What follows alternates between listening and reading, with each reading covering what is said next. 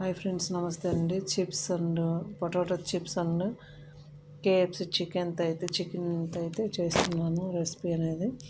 First ఒక ఇది వేసుకొని ఆయిల్ వేసుకొని అందులో ఆనియన్స్ వెల్లుల్లి వేసి బాగా వేయించుకోవాలి. వేయించుకున్న తర్వాత అయితే క్యాప్సికమ్ కలర్స్ ఉంటాయి కదా, రెడ్, ఎల్లో, గ్రీన్ వేసి పొడవు కట్ వేసుకొని బాగా వేయించుకోవాలి. తర్వాత మిరియాల పొడి, అలాగే సాల్ట్, కొంచెం కర్రీ పౌడర్ అయితే వేసుకోవాలి.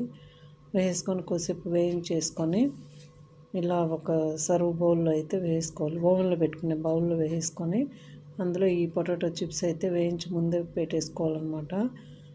అవి అందులో వేసుకున్న తర్వాత అయితే ఈ పొటాటో చిప్స్ అన్నీ వేసేసి ఇవి వచ్చేసి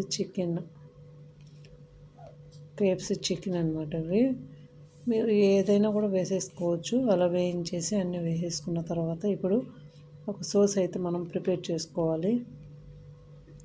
కడాయి పెట్టేసుకొని అందులో వచ్చేసి ఫరెన్సీ సాస్ అయితే వేసుకోవాలి.